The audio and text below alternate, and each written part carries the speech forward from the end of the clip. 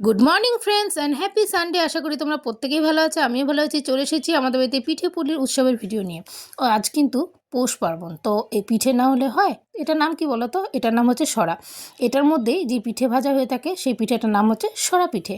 তো কার কার বাড়িতে এটার নিয়ম অবশ্যই কিন্তু জানিও। এদিকে কিন্তু পিঠে অন্যান্য সরঞ্জামগুলো নিয়ে চলে এসেছি। চালের গুঁড়ো মাস্ট, চালের গুঁড়ো ছাড়া কিন্তু পিঠে হয় না। তো বাজার থেকে চালের গুঁড়ো নিয়ে আসা হয়েছে। এদিকে তোমাদের কাকিমা কিন্তু অনেকটা প্রিপারেশন শুরু করে দিয়েছে। এদিকে কিন্তু গরম জল বসিয়ে দিয়েছে তোমাদের কাকিমা, যেহেতু ফুটন্ত গরম জল দিয়ে কিন্তু পিঠেটা করা হয়ে থাকে। আসলে এদিকে চালের গুঁড়োগুলো কিন্তু আমি একটু ছেলে দিচ্ছি। আজকে তোমাদের কাকিমাই পিঠে বানাবে, আমি একটু টেলে দিচ্ছি, কারণ ঘরের গৃহবধূরাই কিন্তু এই পিঠেটা করে থাকে, আর আমরা ছোটরা শুধু একটু হেল্প করে দিই। এদিকে কিন্তু চালের গুঁড়োগুলো আমি একটু চেলে দিলাম তোমাদের কাকিমাকে। তোমাদের কাকিমা চালের গুঁড়োটা একটা গামলার মধ্যে ঢেলে দিল। যেটুকু পরিমাণ পিঠে করা হবে আজকে, সেইটুকু চালের গুঁড়ো আমরা কিন্তু নিয়ে নিলাম। এদিকে কিন্তু ফুটন্ত গরম জল কাকিমা দিয়ে দিল, আর এদিকে কিন্তু আমি এখন মাখা শুরু করে দিচ্ছি। আর ফুটন্ত গরম জল মাস্ট, ফুটন্ত গরম জল দিয়ে কিন্তু চালের গুঁড়োটা মেখে নিতে হয়, গোলাটা তো রেডি করে নিতে হয়। এদিকে কিন্তু একবারে গরম জল দিলে হয় না, আস্তে আস্তে গরম জলগুলো দিতে হয়, যেহেতু পরিমাপটা বুঝে কতটা জল লাগবে সেই বুঝে তোমাদের কাকিমা কিন্তু আমাকে জল দিয়ে দিচ্ছে। এদিকে কিন্তু আমি মেখে নিচ্ছি। এটা মাখার ওপরেও কিন্তু অনেকটা পিঠেটা ফোলাটা ডিপেন্ড করে, যার জন্য কিন্তু একার পক্ষে পিঠের গোলাটা তৈরি করা একটু প্রবলেমই হয়, আর দুইজন হলে খুব ভালো হয়। তো প্রতি বছর তোমাদের কাকিমা আর আমি মিলে কিন্তু পিঠেটা করে থাকি। আমি অ্যাজ এ হেল্পার, আমি সেরকম পারি না, তোমাদের কাকিমা বলে দেয়। এদিকে এইরকম একটা গ্রেভি তৈরি করে নেব। অলরেডি কিন্তু আমাদের পিঠের গ্রেভিটা রেডি হয়ে গেছে, এখন কিন্তু পিঠে বানানো শুরু হবে। আর এই পিঠেটা সাধারণত ঘরের গৃহবধূরাই করে থাকে, এটা যার জন্য তোমাদের কাকিমা কিন্তু পিঠেটা প্রত্যেক বছর করে থাকে। আর নিয়ম করে কিন্তু পিঠেটা করতে হয়। প্রথম পিঠে কিন্তু ঠাকুরের নামে করা হয়ে থাকে, আর যেটা প্রতি বছরই আমরা করে থাকি। সরাটাকে কিন্তু জলে ভিজিয়ে রেখেছিলাম, জলটা আরেকটু শুকিয়ে এলে কিন্তু পিঠে ভাজা শুরু হবে। আর 1 ঘন্টা ধরে কিন্তু সরাটাকে ভিজিয়ে রাখতে হয়, নাহলে কিন্তু ফেটে যাওয়ার একটা চান্স থাকে এই সরাটা। তো এদিকে একটু সর্ষের তেল দিয়ে দিল তোমাদের কাকিমা। সর্ষে তেলটা দিয়ে কি হয় বলো তো? এই সর্ষের তেলটা দিলে এটা একটু স্লিপ করে, তাহলে পিঠেটা খুব সুন্দর ওঠে। তার জন্য তোমাদের কাকিমা একটু সর্ষের তেল দিয়ে দিল, দিয়ে এটাকে একটু চারিদিকে একটু মাখিয়ে নিচ্ছে। নিয়ে কিন্তু ঠাকুরের নাম করে প্রথম পিঠেটা দিল। আর আমাদের কিন্তু প্রতি বছরের নিয়ম, ঠাকুরের নামে কিন্তু আমরা প্রথম পিঠে করে থাকি।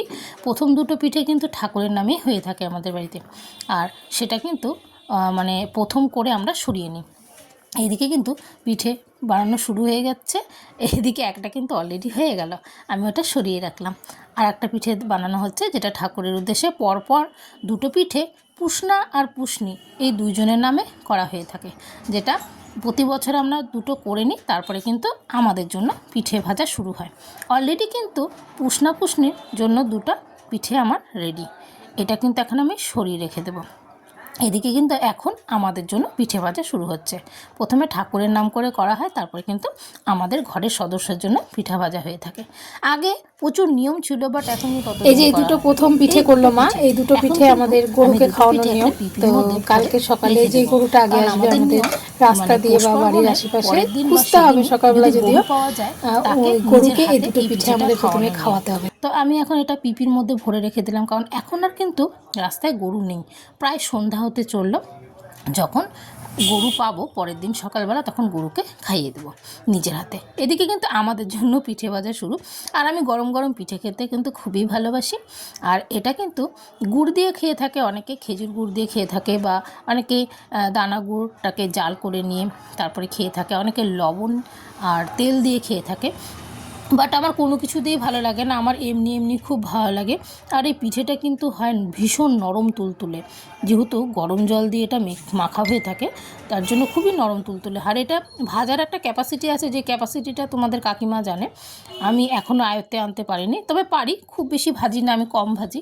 এদিকে কিন্তু হটপটে তোমাদের কাকিমা রেখে দিচ্ছে আমাদের পিঠেগুলো, তাহলে কিন্তু গরম আর তুলতুলে থাকবে। আর এদিকে তোমাদের কাকিমা কিন্তু পিঠে ভাজছে এখন আমাদের। তো আমি দুটো খেয়ে নিলাম অলরেডি, আর আমি পিঠে খেতে খুব ভালোবাসি। আর অলরেডি কিন্তু অনেকগুলো পিঠেই হয়ে গেল আমাদের। আর লাস্ট পিঠের হতে চললো, বেশি আর পিঠে ভাজা হচ্ছে না, কারণ আজকে জাস্ট একটু নিয়ম করে পিঠে ভাজা হলো। তারপরে কিন্তু অন্যান্য পিঠের ভিডিও আসছে, তোমরা পাশে থেকো, সাথে থেকো।